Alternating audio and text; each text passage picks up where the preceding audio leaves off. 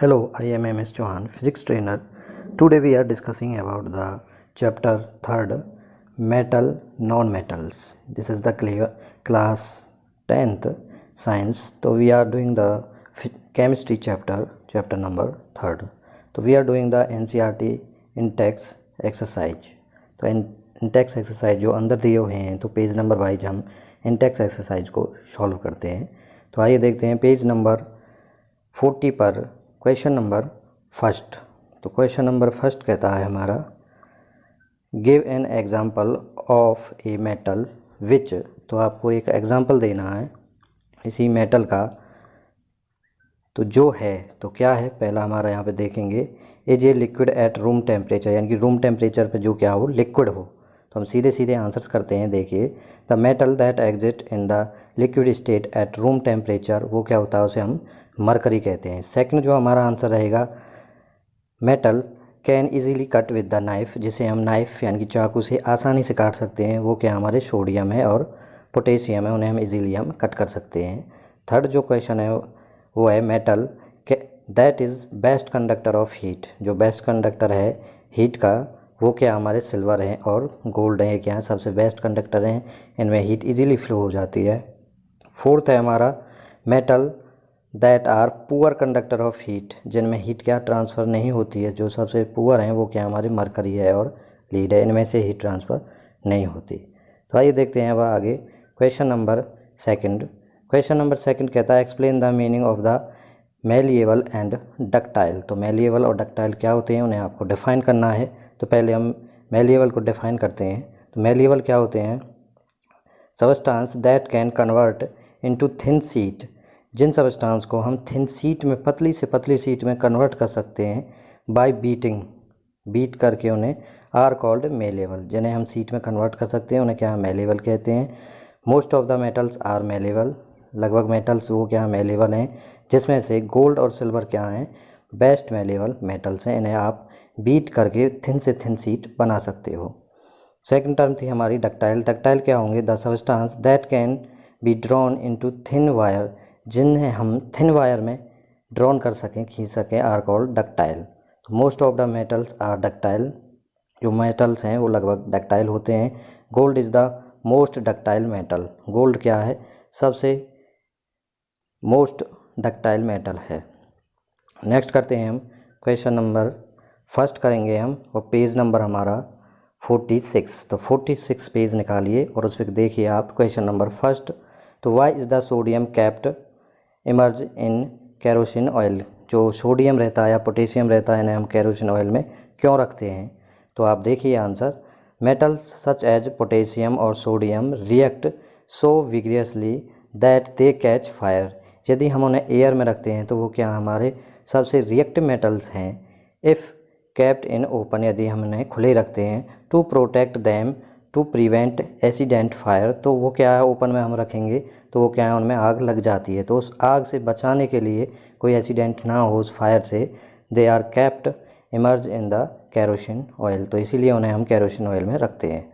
Next question देखिए question number second, right equation of the following reactions. तो आपको इन reactions की इक्वेशंस लिखनी है, आयरन की लिखनी है विद स्ट्रीम के साथ, और कैल्शियम पोटेशियम की लिखनी है विद वाटर के साथ। तो आइए देखते हैं हम आंसर।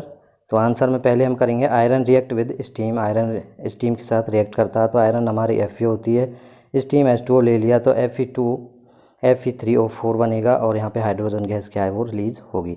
सेकंड यदि हम करते हैं कैल्शियम की विद वाटर के साथ तो ये क्या हमारी एक्सोथर्मिक रिएक्शन बनती है। तो आप देख सकते हैं कैल्शियम वाटर के साथ किया CaOH2 ये बनेगा और हाइड्रोजन गैस यहाँ पे रिलीज होगी। कैल्शियम स्टार्ट फ्लोटिंग, फ्लोट करना स्टार्ट कर देता है because the bubbles of the hydrogen gas formed stick to the surface of the metal, जो बबल्स हैं वो मेटल की सरफेस पे चिपके रहते हैं, इसीलिए क्या हो कैल्शियम यहाँ पे फ्लोट करता है। सेकंड हम करेंगे potassium react with cold water and reaction is so violent, और सबसे ज़्यादा खतरनाक रिएक्शन रहती है ये। तो देख सकते हैं हम सोडियम वाटर के पोटेशियम वाटर के साथ हमने रिएक्शन की तो KOH यहाँ पे पोटेशियम हाइड्रोक्साइड बनाएगा और हाइड्रोजन गैस यहाँ पे निकलेगी और लार्ज अमाउंट ऑफ हीट भी यहाँ पे निकलती है, जैसा कि आप सफ़ेदी या चूना पत्थर को हम गर्म करते हैं तब आप देख सकते हैं। नेक्स्ट करते हैं क्वेश्चन नंबर 3। क्वेश्चन नंबर 3 यहाँ पे कहता है sample of the four metal आपको दिए हुए हैं ABCD were kept and add to the following solution, और उन्हें फॉलोइंग सॉल्यूशन में हम डालते हैं। तो आपको इस टेबल की हेल्प से आपको दिया हुआ है ABCD। तो इसमें दिया हुआ जैसे iron sulphate, copper sulphate, zinc sulphate और सिल्वर नाइट्रेट। तो इनकी हमें आपस में रिएक्शन दे रखी है। जैसे यहाँ पे आयरन है वो नो रिएक्शन करता है, डिस्प्लेसमेंट यदि कॉपर के साथ करें तो वो डिस्प्लेसमेंट करेगा, और जिंक और इससे कोई भी रिलेशन नहीं रहेगा इसका। इसीलिए सेकंड देख सकते हैं आयरन सल्फेट है वो डिस्प्लेसमेंट करेगा, और यहाँ पे कुछ नहीं, और यहाँ पे नो रिएक्शन, और यहाँ पे भी एम्प्टी। तो आपको इस टेबल की हेल्प से फॉलोइंग क्वेश्चंस के यहाँ पे आंसर देने हैं आपको। तो पहला यहाँ पे कहता है कि which is the most reactive metal. तो यहाँ पे टेबल में सबसे रिएक्टिव मेटल कौन सा है। सेकंड कहेगा what would you observe if B is added to the solution of copper sulphate. यदि बी को हम इस वाले को कॉपर सल्फेट में ऐड करते हैं। Arrange the ABCD in order of decreasing reactivity के बेस पे आपको लिखनी है कि रिएक्टिविटी सबसे ज़्यादा किसकी है, फिर उससे कम, फिर उससे कम, इस तरह से। तो आप देखेंगे आंसर नंबर फर्स्ट। तो सबसे रिएक्टिव मेटल है एज पर रिएक्टिविटी सीरीज जो हमें ये दे रखी है, आयरन इज़ द मोस्ट, यहाँ पे देख सकते हैं आप। तो iron is the most reactive metal. तो आयरन क्या है यहाँ पे सबसे ज़्यादा रिएक्टिव मेटल रहेगा। सेकंड का जो आंसर है B is more reactive, B है वो क्या हमारा मोर रिएक्टिव रहेगा than iron as discuss in answer first. So it will displace copper, क्योंकि ये कॉपर को क्या है डिस्प्लेस कर देता है। नेक्स्ट देखेंगे यहाँ पे थर्ड, यहाँ पे आंसर आप देख सकते हो बी इज़ मोस्ट रिएक्टिव, जैसा कि बताया गया बी सबसे ज़्यादा रिएक्टिव है। तो हम जो अरेंजमेंट लिखेंगे the order of decreasing reactivity, तो बी सबसे पहले, फिर यहाँ पे ए, और फिर सी, और फिर यहाँ पे डी। तो इस तरह से क्या है सबसे ज़्यादा बी की रहेगी, फिर ए की, फिर सी की, और सबसे कम जो रिएक्टिविटी रहेगी वो डी की रहेगी। तो नेक्स्ट देखेंगे क्वेश्चन नंबर 4। क्वेश्चन नंबर 4 इसी पेज पे हमें करना है। तो which gas is produce when the dilute hydrochloric acid is added to the reactive metal. Reactive metal में यदि हम HCl हाइड्रोक्लोरिक एसिड डालते हैं तो क्या होगा। Right the chemical reaction when the iron react with dilute H2SO4। यदि iron को हम रिएक्ट कराते हैं H2SO4 के साथ, तो हम आप देख सकते हैं दो रिएक्शन यहाँ पे। तो पहले करेंगे हम when reactive metal react with dilute hydrochloric acid. यदि HCl के साथ करता तो हमने मेटल लिया, डाइल्यूट एसिड लिया, तो वो क्या करेगा साल्ट देगा और हाइड्रोजन गैस बाहर निकलेगी। सेकंड हम यदि करते हैं आयरन को हम H2SO4 के साथ, तो आयरन H2SO4 के साथ क्या बनाएगा आयरन सल्फेट बनाएगा FeSO4, और हाइड्रोजन गैस यहाँ पे क्या रिलीज होगी। नेक्स्ट करेंगे क्वेश्चन नंबर 5। तो इसी पेज पे लास्ट क्वेश्चन है ये, what would you observe when the zinc is added to a solution of iron sulphate. यदि जिंक को हम आयरन सल्फेट के साथ रिएक्ट कराते हैं तो क्या होगा। राइट द केमिकल रिएक्शन, और इसके लिए आपको केमिकल रिएक्शन लिखनी है। तो क्या होता है, तो zinc is more reactive than iron, zinc सबसे ज़्यादा रिएक्टिव है। तो zinc is added to the iron sulphate, जैसे ही हम आयरन सल्फेट में ऐड करेंगे तो zinc displace the iron, iron को क्या वो डिस्प्लेस कर देगा और जिंक सल्फेट फॉर्म करेगा। तो जिंक लिया हमने, आयरन सल्फेट लिया, तो ZnSO4, तो जिंक सल्फेट यहाँ पे बन गया, और कॉपर को वो क्या है यहाँ पे आयरन आएगा, आयरन को क्या वो डिस्प्लेस कर देता है। अब देखेंगे आगे क्वेश्चन नंबर फर्स्ट है, और पेज नंबर आप खोलिए यहाँ पे 49। तो 49 पेज नंबर ओपन कीजिए, वहाँ पे क्वेश्चन नंबर फर्स्ट है। तो क्वेश्चन नंबर फर्स्ट कहता है कि right the electron dot structure for the sodium, oxygen और मैग्नीशियम। आपको इलेक्ट्रॉन डॉट स्ट्रक्चर बनानी है सोडियम की, ऑक्सीजन की और मैग्नीशियम की। सेकंड वो कहता है कि so that the formation of NaO and MgO by the transfer of electron के ट्रांसफ़र से आपको उनकी फॉर्मेशन बतानी है। और थर्ड यहाँ पे बताना आपको what are the ions present in these compound, और इन कंपाउंड में कौन से आयंस प्रेजेंट रहते हैं। तो सबसे पहले हम डॉट स्ट्रक्चर बनाएंगे। तो डॉट स्ट्रक्चर आप देख सकते हैं, तो electron dot structure of the sodium के लिए बनाएंगे। तो ये डॉट स्ट्रक्चर जब भी बनाएंगे तो आपको इलेक्ट्रॉनिक कॉन्फ़िगरेशन याद होना चाहिए। तो यहाँ पे देख सकते हैं सोडियम का जो इलेक्ट्रॉनिक कॉन्फ़िगरेशन रहेगा वो 2, 8 और 1, यानी कि सबसे मोस्ट स्टेबल पहली जो ऑर्बिट होगी उसमें 2, सेकंड में हम 8 रख सकते हैं मैक्सिमम। और अब क्या बचा यहाँ पे 1, 2 और 8, यहाँ पे 10 हो गए, और एक यहाँ पे बच गया, तो एक यहाँ पे से, तो ये क्या हो गया हमारा 11। तो सोडियम का क्या रहता है 11 रहता है, तो एक यहाँ पे क्या आ गया एम्प्टी। तो आप लिख सकते हैं यहाँ पे Na पे क्या आ गया 1 रह गया, तो 1 इसकी वैलेंसी रह गई। सेकंड हम बनाएंगे electron dot structure for the oxygen. तो इसीलिए ऑक्सीजन का सबसे पहले आपको एटॉमिक नंबर क्या होता है 8 होगा, और आपको फिर इलेक्ट्रॉनिक कॉन्फ़िगरेशन करना है तो क्या आएगा ये 2। अब 8 हम रख नहीं सकते, 10 हो जाएगा, तो 2 कितने बचे फिर 6। तो पहली में हम रखेंगे 2 मैक्सिमम और सेकंड में हम रखेंगे यहाँ पे 6। तो यहाँ पे क्या आ गया 2, ये क्या है हमारे अनपेयर्ड इलेक्ट्रॉन रह गए। तो यहाँ पे ये इसकी डॉट स्ट्रक्चर हो गई और यहाँ पे आप 6 लास्ट ऑर्बिट में यहाँ पे पेयर वाइज यहाँ पे देख सकते हो। आगे है इलेक्ट्रॉन डॉट स्ट्रक्चर देखेंगे हम यहाँ पे किसकी, मैग्नीशियम के लिए। तो मैग्नीशियम का आपको इलेक्ट्रॉनिक कॉन्फ़िगरेशन ध्यान रखना है। तो उसके लिए क्या करेंगे, मैग्नीशियम 12 रहता है एटॉमिक नंबर, तो क्या होगा यहाँ पे 2 8 यानी कि 10 हो गए, फिर कितने बचे 2। तो सबसे पहली वाले में हम 2 रखेंगे, सेकंड वाले में हम 8 रखेंगे 2 2 के पेयर से, और थर्ड वाले में हमारे 2 बचे, तो उन्हें आप कहीं भी लिख सकते हो। तो Mg पे क्या आ गया, लास्ट ऑर्बिट वाले में 2 आए। तो ये आ गई आपकी इलेक्ट्रॉन डॉट स्ट्रक्चर। अब आगे देखेंगे, इसमें हमने बताना कि फॉर्मेशन करनी है NaO की बाई ट्रांसफ़र ऑफ इलेक्ट्रॉन के ट्रांसफ़र से कैसे Na2O बनेगा। तो हम लेंगे सबसे पहले Na2, तो Na के हमने 2 एटम्स लिए और ऑक्सीजन का हमने 1 लिया। तो हमें पता है जो Na है उस पर क्या है 1 इलेक्ट्रॉन फ्री है और Na पे आए 1 इलेक्ट्रॉन, और जो ऑक्सीजन है उसे 2 इलेक्ट्रॉन चाहिए, तो Na अपने 1 1 इलेक्ट्रॉन ऑक्सीजन को दे देगा। तो जो देने वाला होगा उस पर प्लस, फिर प्लस, और जो लेने वाला होगा जितने इलेक्ट्रॉन लेगा उस पर क्या आएगा माइनस।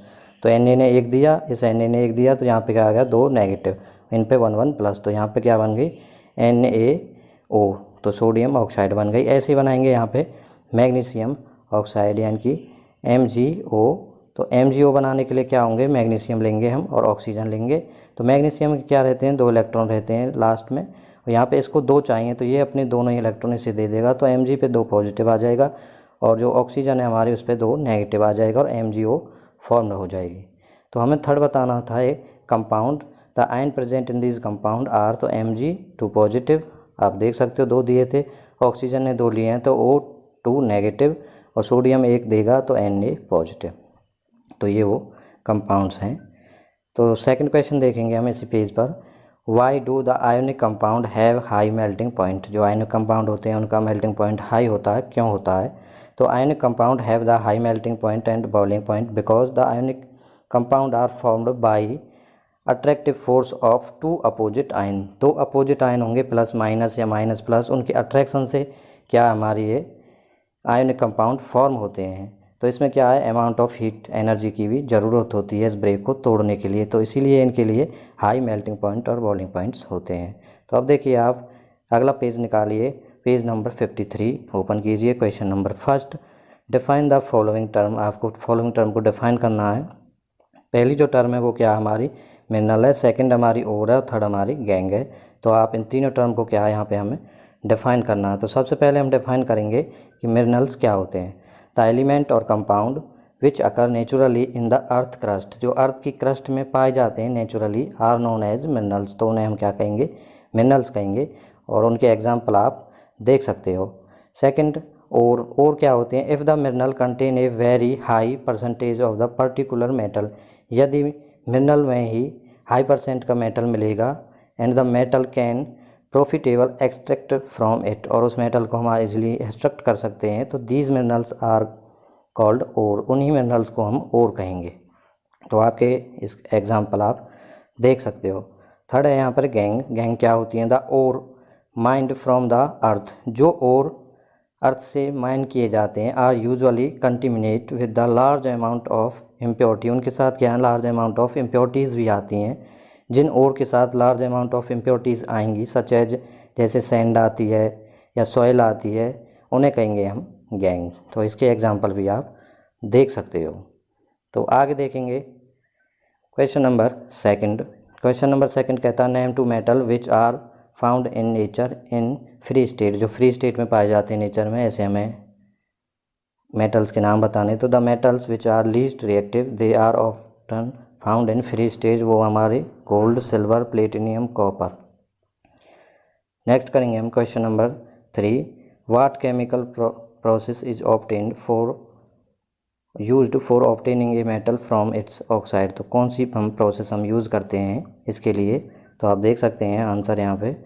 तो पहला है हमारा metal low in the activity series, आप एक्टिविटी सीरीज़ देख सकते हैं, are very unreactive, the oxides of these metals can be reduce to the metal by heating, तो उन्हें हम हीट करके इजीली उन्हें रिड्यूस कर सकते हैं। जैसे कि HgO लिया हमने, हीट करेंगे तो Hg निकलेगी और ऑक्सीजन गैस बाहर निकलेगी। सेकंड टर्म देखेंगे, the metal in the middle, जो मिडल में है रिएक्टिविटी सीरीज़ में, तो एक्टिविटी सीरीज़ में आप देखते जाइए, सच है जैसे आयरन है, जिंक है, लीड है, कॉपर है, तो ये क्या है रिएक्टिव मेटल्स है, मॉडरेटरी, यानी बीच में रिएक्टिव हैं, ज़्यादा रिएक्टिव भी नहीं है, ये क्या मॉडरेटरी रिएक्टिव हैं। तो ये क्या करते हैं, these metal oxides are reduce to corresponding metals by using the suitable reducing agent, तो reducing agent से उन्हें आसानी से आप रिड्यूस कर सकते हो। जैसे ZNO लिया हमने, कार्बन के साथ रिएक्ट करेंगे तो ZN अलग रह जाएगा और CO अलग हो जाएगी।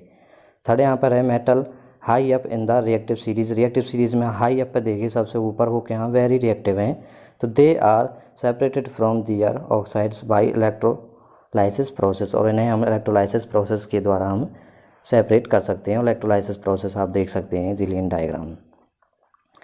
नेक्स्ट निकालेंगे पेज नंबर 55, तो पेज नंबर 55 पे क्वेश्चन नंबर फर्स्ट, यहाँ पे आपको ये टेबल दी हुई है और इस टेबल को आपको कंप्लीट करना है। जिंक ऑक्साइड है, मैग्नीशियम ऑक्साइड और कॉपर ऑक्साइड है, तो इनके लिए हम कंप्लीट करेंगे। तो जिंक ऑक्साइड है वो जिंक के साथ कोई रिएक्शन नहीं करेगी और मैग्नीशियम डिस्प्लेस करेगी इसके साथ नो रिएक्शन। ऐसे zinc oxide no reaction, no reaction, no reaction. Copper oxide यहाँ पे डिस्प्लेस करेगी जिंक को, ये भी डिस्प्लेस करेगी मैग्नीशियम को और यहाँ नो रिएक्शन होगी। तो आप इस टेबल को इजीली कर सकते हैं। इसी पेज पर question number second, which metal don't corrode easily, कौन सा मेटल है जिसमें आसानी से जंग नहीं लगता है, तो metal which are least reactive, जो लीस्ट रिएक्टिव होते हैं डोंट कॉरोइड इजीली, उनमें आसानी से जंग नहीं लगता, कॉरोइड नहीं लगता, जैसे जिंक, सिल्वर, प्लेटिनियम और कॉपर। आगे इसी पेज पर है क्वेश्चन नंबर थर्ड और ये हमारा लास्ट क्वेश्चन है, what are the alloys, alloy क्या हैं, तो alloy is a homogeneous mixture of two और मोर मेटल, दो से अधिक मेटल के होमोजीनियस मिक्सचर हैं, और ए मेटल और ए नॉन मेटल, ये मेटल भी हो सकते हैं और नॉन मेटल भी हो सकते हैं। एग्जाम्पल आप देख सकते हैं, स्टेनलेस स्टील ये क्या हमारा एलॉय है, एमालॉगर ये भी क्या हमारा एलॉय है मरकरी का, और ब्रास है वो हमारा एलॉय है कॉपर और जिंक का मिक्सचर, ब्रॉन्ज हमारा एलॉय है कॉपर और टिन का, और सोल्डर हमारा एलॉय है लीड और टिन का। तो एलॉय हमारे जो दो या दो से अधिक मेटल नॉन मेटल से बनेंगे उन्हें हम एलॉय कहते हैं। तो आप लर्न करते रहिए, learn concept physics with me. Thank you very much.